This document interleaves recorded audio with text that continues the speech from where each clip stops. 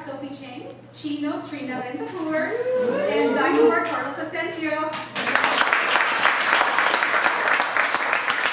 Let's keep these happy faces, happy momentum. We're going to talk about the IRS. So think about this topic. How to get the IRS off your client's back and make you look like a hero. I got it down. Maybe interesting. I think this is a very amazing topic, and we can go into different topics. I'm very, very pleased to have you here. You can come up here, our guest speaker today. He has a book out there. So many things that I would like you to share. Come up here, Carlos Samaniego.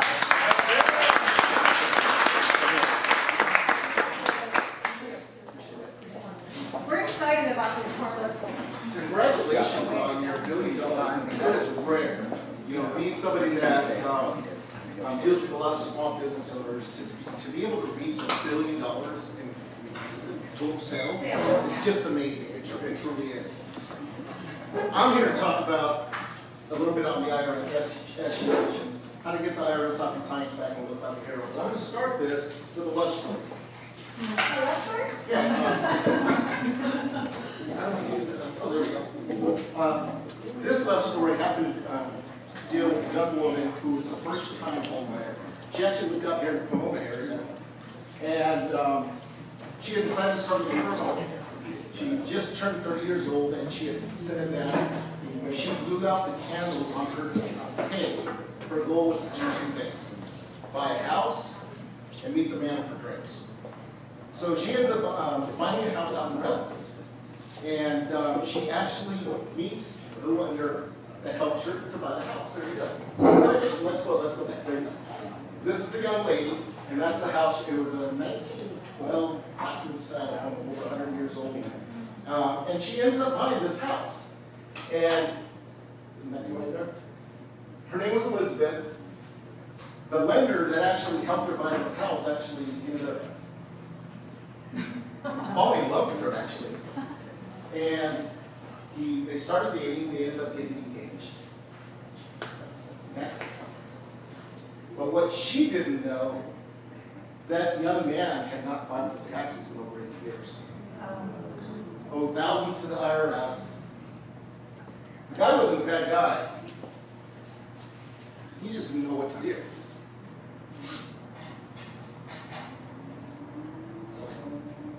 That's the lender. It was me. That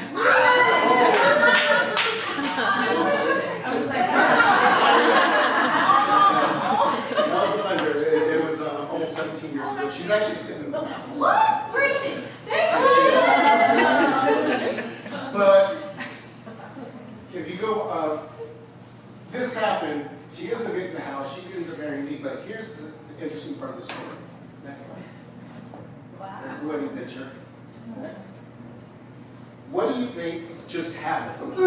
They ended up getting married. I didn't tell her I had to file my taxes, and I ended up getting married to her. Ladies, Is that a problem? ask that question. And in fact, I recently, we've been married for 17 years, and I never actually sat down and asked her how did you feel. And I recorded it in a podcast, a YouTube interview. We were in the beach in San Diego, and I sat down with her and I asked her, how did you feel when that happened? Because this happens. It happens to your clients regularly. Whether it's the wife that has issues, whether it's the future husband that has issues, or the other partner that has issues, but you don't really know because when love's blind. When you're in love with somebody, you don't think about it. And the thing with me back then, people will say, well, why didn't you tell her? You know, back then, everything wasn't so, it was hard for the IRS to find people. It was really hard. You know, it wasn't as computerized. They had sent me a whole bunch of letters, but I had kept on moving. Guess what? They lose track of you. Nowadays, they don't lose track of you. They catch you quickly. Next screen. And that's what I want to do today, because you guys are the front lines of all this. Because right now you have friends, family members, clients that have issues that aren't telling you about their issues. And a lot of times you're the very first person to hear about this. You have people that aren't sleeping at night. When this was happening to me, I actually thought I had heart problems. I was in my early 30s. I thought I was having heart problems. I never, as a guy, guys don't like going to the doctors. I didn't want to go to the doctors. They didn't tell me I had a heart problem. But it was interesting to find out, once I started dealing with this issue, I found out I didn't have heart problems. It was the stress that was causing the palpitations. I wasn't sleeping at night. People are afraid to answer their phone. They're stressed out. They're confused. And here's the thing. When you have this problem, who do you go to? You don't go to your girlfriend, hey, I haven't paid my taxes. You don't go to your parents. You don't go to your friends, hey, I haven't paid taxes in years. And the challenge is, they don't know what to do, so they keep it inside of them. And typically, here's what happens. They end up going to the bank or to the grocery store, swipe their buy groceries, and guess what it says? Denied. Because the IRS or the state of California, I'll go more in detail about them, they're just yanking money right now. Yanking money. Next week. As I mentioned, you guys are on the front lines of this. You guys are going to see it. You guys are going to find out when you guys pull the lender's pulling the credit report and the lender says, hey, we got tax issues here going on. You guys pull title report, there's a lien on the property. And here's the thing, the IRS has not done anything the last 18 months. Why? COVID. It was mandated for them to shut down collections, stop collecting. We are not going after nobody. So, all these people owed money. All these people had issues. Well, nobody knows about these issues, but guess what just happened recently? Next week. I'm going to talk about, as I mentioned, a lot of people say, well, Carlos, how'd you go from a lender, and actually I did do real estate as well, to a tax guy? Well, after the guy that actually helped me, I don't know, who saw the little cartoon? There was a cartoon that went out about me. It's on Facebook. You guys, if you guys ever go take a look at it. There was an animated movie made about my story. It was a 3-minute story. And they talk about this. And what it is that once I ended up getting help for my problem, the guy that actually helped me told me, hey, you'd be really good at doing this type of work. So I went out and got licensed by the Department of Treasury. Who's the Department of Treasury? Anybody know? It's the IRS. So I'm licensed by them to help represent taxpayers who get themselves in this kind of trouble. That's right. And I did write a book. It's called How to Make the IRS an Offer They Can't Refuse. I'm going to be giving away these books today, so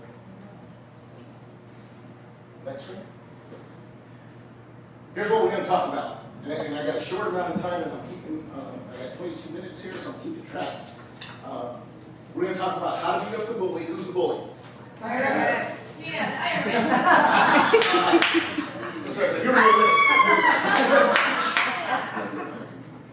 3 steps to solve any problems. I can tell you this right now. Whether you owe $1,000 or owe $1 million, there's only 3 steps to solve any problem. They're simple to solve. And I'm going to give you a couple of bonus tax tips, which all you high commission people here, you guys are going to need this one. I'm going to give you one tip, and then we'll go into questions, but this is going to be a big tip for you guys. That's right. Let's look at the bully squarely in the eye. Next. The Kraken.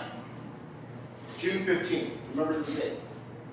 I said 18 months the IRS stopped collecting from everybody. They just shut it down. June 15th, the IRS came out. We got a call from the commissioner. We're all on a call. They said effectively June 15th we're collecting. Anybody know anybody that's gotten a whole bunch of IRS letters like in the last 60 days? Like a ton of them. They're going out. They're nonstop right now. Literally, I left for an IRS conference on Thursday. I ended up having 120 bullets from the IRS. They're my clients' letters. They all come to me. So they're going after individuals effective June 15th. And here's some of the things that they're going to look at. I'm going to give you some updates. These are updates I recently just got. As I said, I was at an IRS conference the last 4 days. Anybody hear cryptocurrency? What? Cryptocurrency, Bitcoin, Dogecoin, Ethereum, you name it. The IRS right now is going after anybody that purchases, buys, trades, exchanges this. You don't have to answer your question, but when you got your tax return last week or this last tax return, did your tax person ask you, did you buy, sell, trade, or exchange any cryptocurrency? You did, right? It's mandatory. If you put no on that, they'll come after you. You have to report it. It's a simple yes or no question on the top part of the front page of your 1040. Yes or no. Did you buy, trade, exchange, or sell any cryptocurrency? They're looking to see if you're lying. 2, high income taxpayers are now going to start getting visits, house calls from the IRS.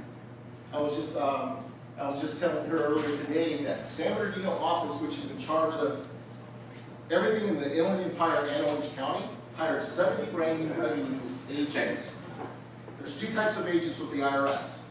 There's IRS agents, which their job is to determine how much money you owe. It's an audit. Anybody ever been in an audit? It's a basic audit. Then there's a revenue agent. His job is to collect as much money as possible. IRS brought in 70 brand new ones to start looking for people. They're also part of this, start making house calls. They're effectively going to be, if you have not filed a return for more than 2 years, on certain individuals, they're going to start coming to your door and knocking on your door asking, where's your tax returns? And guess what the target audience is for that? Anybody making high income. What's high income to the IRS? Anybody know? 150%. Joint. What's the high income? Half million? Half million? $100,000. So if you're joint, who said that? Somebody said that. So if you're making $100,000 joint on a joint tax return, they consider you high income. You can barely survive on $100,000, especially on this general area, right?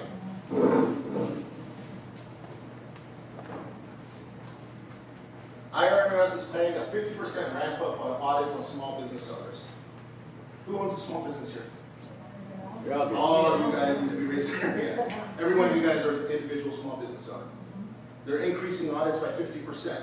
Why do they want to do that? They want to see how much money you should be owing. And second, they're going to use the revenue officers to go after that money. I just brought up this. Here's the other problem, and I just noticed this in the last 6 weeks because the IRS, they told us this weekend, they're losing 52,000 employees in the next 6 years from retirement. It doesn't include people just resigning because they're tired of working there, they hate their job, whatever. 52,000 people. The last 18 months, I could call the IRS. I have a special phone number for the IRS. I can typically connect within 3 to 8 minutes to the IRS to deal with the problem. In the last 60 days, my hold times have gone from 3 to 4 hours. And that's our special one that we have. And the problem is, a whole bunch of people are retiring, and all those new notices are going out. That's. And I'm just going to go through these. I want to be able to answer some questions. So there's 19 million taxpayers who owe the IRS right now. 19 billion taxpayers owe the IRS. IRS spends 40% of their income on collection. There's 100 million automated notices. The most recent number they had is 2017. And here's the thing too. 1 in 12 taxpayers ends up with the IRS collection notice, and the majority of them are incorrect. I had an individual 2 years ago, came to me, the IRS had for 6 years been trying to collect $56,000. By the time I got in the case, we realized the IRS had owed them $42,000. Exact opposite. And they had been trying to collect and trying to collect and trying to collect. Next screen. IRS is the most brutal tax collection agency in the planet. Because they have the ability to go after bank accounts. They have the ability to go after wage garnishments. And they now have announced that if somebody gets a Social Security levy on their wages, that's for life. To go after taxes. But the one exception to this most brutal is what? Next screen. State of California. I'm going to tell you right now, the state of California does not play. They started wiping bank accounts 9 months ago. I have been nonstop busy because I'm getting calls. I had a call this morning. Somebody's bank account was wiped out. Anybody here ever hear of an occupational tax assessment? This is something the state of California started doing. I have a specific real estate agent who, this is just crazy. He had a real estate license. He hadn't worked in real estate for 12 years, but he kept his real estate license active. And he didn't file his tax returns during this time frame. Some years he wasn't working, some years he was working, side jobs, things like that. The state of California came after him for $100,000 in taxes and wiped out his bank account. He's like, how do I owe you guys $100,000? You didn't file a tax return. Since you have a real estate license and you live in so-and-so city, we're going to give you an assessment of what an average real estate agent would earn that year to determine what the tax bill is. Isn't it on any occupational license? And and I'm just using real estate. I had a guy from the Philippines who was a nurse. I just solved this one. He was a nurse, lived out here. His visa expired. He went back to the Philippines. He wanted to come back to California to live. While he was living there, he kept his nursing license active because he didn't want to lose his nursing license. He was hoping to be able to come back. He was gone for 12 years. Ended up moving to North Carolina, and he calls me that the state of California wiped out $20,000 from his North Carolina bank account because they did an occupational assessment based on all those years that he wasn't even living in the country. State of California, on a monthly basis, gets updates on every person who lives in California that has a bank account. They know your bank account information. Even the IRS doesn't have this power. The IRS has to go through a process to collect that information. The state of California gets that update instantaneously. I talked about this. You got people living in fear, they don't know what they're going to do. Let's go on to the next one. Now, here's where you guys can be a hero. Most people, when this is happening to them, they have no idea. Where do you go? Do you go to a CPA? Do you go to H&R Block? They have no idea. If I have a levy in my house or a lien on my house and I'm trying to sell my house, where do you go? IRS website and Google. Yeah, you call IRS. Anybody tried to call IRS recently? Yeah. Yeah, it can take days to get through, if you do. Well, her creating that first, find out if you have an IRS.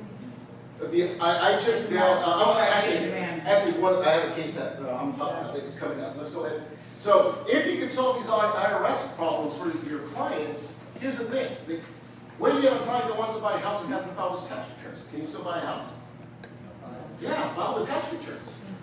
I have a client right now that's trying to buy a house. He has a $100,000 tax bill. He forgot to file 2020. So I'm actually filing his 2020 return this morning. Going to let that process. I'm going to be able to call the IRS, send them an installment agreement, and the lender says as long as he gets in that installment agreement that's verified by the IRS, they're going to be able to go through with the loan. Saves the deal. Thanks. Here are the 3 ways that we're going to solve these problems. Let's go to step 1. There's 3 ways. Take a picture of this because this is really important. The way, whether it's a $1,000 problem, $1 million problem, $100 million problem, doesn't matter. We're going to investigate the liability to make sure the liability is correct. 2, compliance, and we'll go more into detail and what's the final resolution. Next. When you have a tax problem, whether it's an unfiled return, a tax liability, whatever the problem is, we want to investigate to make sure that we want to know what the IRS knows about you in this situation. When we do this, we file a power of attorney with the IRS, and here's what we say. Tell the IRS, prove what you're saying. Give me all the records. I literally will get records all the way back to 1990. I want to know everything that's going on. Because what a lot of people don't know, a lot of times you'll get, here's an interesting story, talking about unfiled returns. I have a young lady, she's in her 60s, came into my office. Carlos, I need to file 2 years of tax returns. Okay, no problem.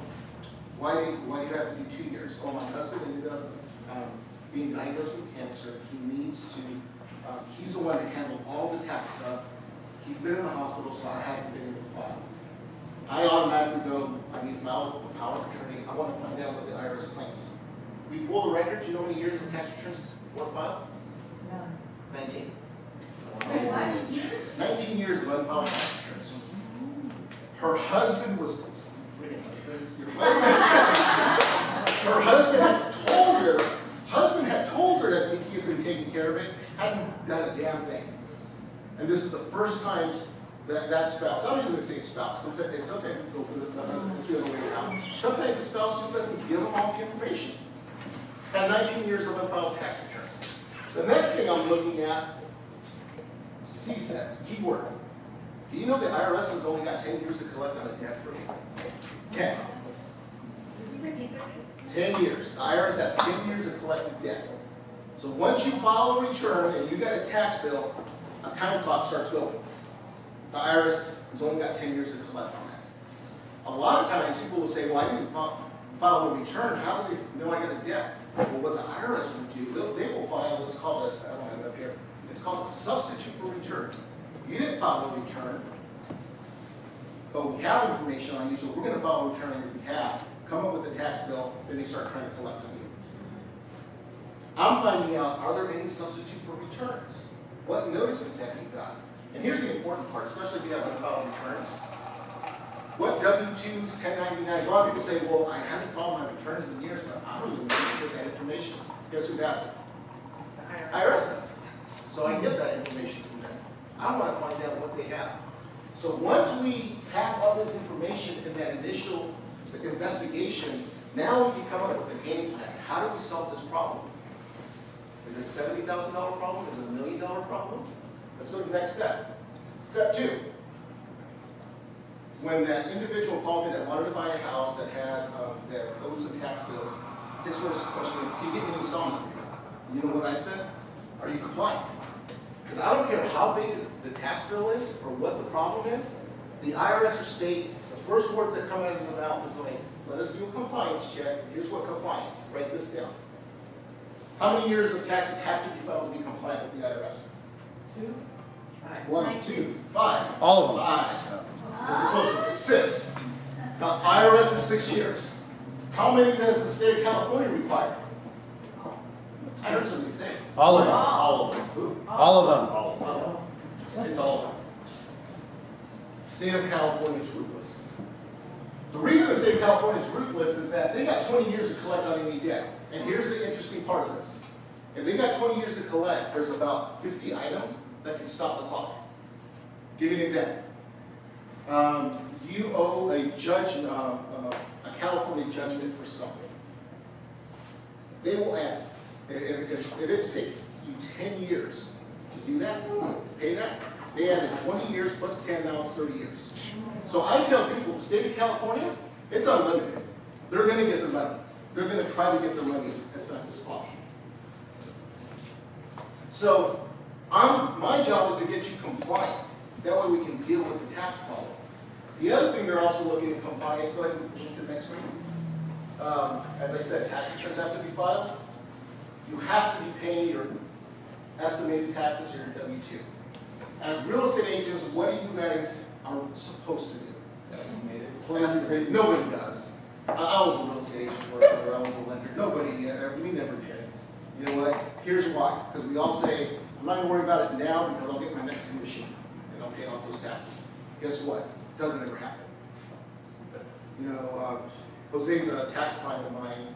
I work with him on tax planning, and he asked me, what's the best way to do this estimated?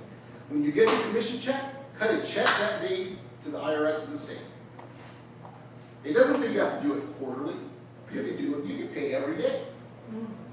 So the simplest thing to do is you get your commission check, take 10, 15, 20%, whatever you want, and just cut that check. It's not even a check. Do it, insider tip, don't mail anything to IRS, including checks. I have a client that sent a $60,000 check 7 months ago, still hasn't been cashed. And she's getting notices because her tax bill's not paid. But she sent the check 7 months ago. And we have 593s that send the checks, and those checks still aren't cashed. Bingo. So if you're going to pay anything to IRS, always do it electronically. You can go to irs.gov, hit the pay button. There's a big button that just says pay. That's how you pay it. So pay your estimated buttons that say pay. Pay it right there. So That previous screen, we talked about compliance, file your returns, pay your estimated taxes. This is the big one. This is the big one that they brought up. Sorry about that. This is the big one. The IRS is going after non-filers. If you know somebody that is non-filer, I'm telling people, be afraid right now. They basically, they put their foot down and said, why aren't you paying your taxes? No, why aren't you filing your tax returns? They're going after non-filers. I'm going to speed this up so I can answer some questions. Let's go on to the next screen. I just talked about the 16 years. The lady had 16 years of unfiled return. The IRS had said that she owed $436,000 for those 16 years. We actually found out her actual bill was only $5,800. Let's go on to the next one. Once we know what the problem is, once we get you compliant, here's how we solve it. There's basically 5 ways we can solve any problem with the IRS. Either an installment agreement, a partial pay installment agreement, which is kind of my favorite. Offer a compromise. Anybody here solve your tax debt for pennies on the dollar? Yes, the IRS does that, but you have to qualify. It's like a mortgage. You got to qualify for it. I just got a local realtor here that owed $500,000. IRS accepted $5,600 for $500,000 of debt. Bankruptcy. You can bankrupt tax debt. A lot of people don't realize that. It is possible. Strict qualifications. And it's also possible to get some penalty interest abatements, and it's possible. Is that only IRS or state tax also? State, hell no. No, I'm talking about in bankruptcy. Yes, it's possible. Next screen. How do we determine how we're going to solve the problem? It comes down to your ability to pay, your income, your expenses, and your assets. My job is to make people look as broke as possible legally. Not lying, not hiding, it's just legally. There are certain things that we can't do to reduce that money you got to pay. Next screen. Let's go to the next screen. Next screen. Here's a deal. This was a recent deal out here in San Diego.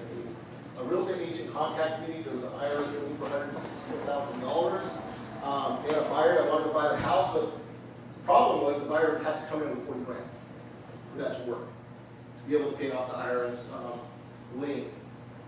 They got me involved. 3 weeks later, I was able to reduce the IRS liability by $40,000, so it was enough to close the deal. Seller's happy, buyer's happy, real estate agent got paid. So this was a deal that they thought they would lose. Next screen. And next screen, and then I'm going, questions. I've got a few minutes here for questions. Any questions? What's the turnaround time? On something like that? It depends. That one was 3 weeks. It was pretty quick. It was way faster than I expected. Thanks for asking the question. Can I have one of the books? Of course. Same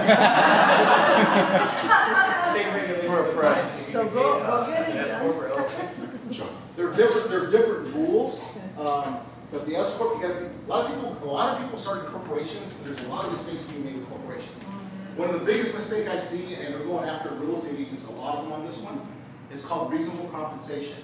When you start a corporation, you have to be paying yourself a wage. That's payroll. I have a real estate broker right now going through 4 years of corporate audits, 4 years of personal audits, because all 4 years never paid themselves a dime in wages. And when I saw it, I instantly knew why it was happening. And what is that best corporation for a real estate agent? Let's see that. That's an entire 2-hour topic. I have a client right now who's having trouble negotiating his taxes. And I was wondering if he could contact you for that. Would you be able to help him, or where would you go for that? Yeah, just give me a call. Okay. So what is the difference with just filing taxes as a realtor, individual, versus having an LLC? What do you recommend? Here's the thing. That's a 2-hour subject. Most people Someone else is better. there's no such thing as better. It depends. It really depends. I have a golden rule. If you're making more than $40,000 in net commission, you should be looking into incorporating your business. Say that again? $40,000 in net income Okay. a year, then start looking into a corporation. Oh, okay. How far back can you amend taxes? As far back as possible. Do you also assist in doing the corporations as well? Huh? Do you also assist in doing the corporations as We have well? people that do that. Just give us a call. So you both, you do filings and negotiating and all that good stuff? Yes. Yeah, you just- and is there like an average cost you guys charge, or it varies? depending That's a on whole every- other conversation, yeah. We'll talk. So what are the steps of the offer and compromise? Steps? Yeah. To be compliant, fully compliant. Doing the investigation Yeah. before you do it, getting compliant, and doing the offer. So, and those are the. Does it usually end up in a negotiation? People go back and forth, they go back and forth? Yeah, there's the alarm at 30 minutes is up. I actually had an offer that they came back, it was actually the one up there. It was $298,000. We actually offered them 1,000. We came back and denied it. They said, no, he qualifies to fully pay it. I said, let me look at your numbers. Looked at their numbers, they made mistakes. We got that one for just under 5,000. And the reason people usually say, why is it just under like 5,000? A lot of these guys have like a small IRA that has like $5,000 or $6,000. With that, I'm gonna wrap this up, guys. I do have some more books here. I think I may have enough for everybody here. If you're a husband and wife, just take one. But thank you guys. Appreciate it.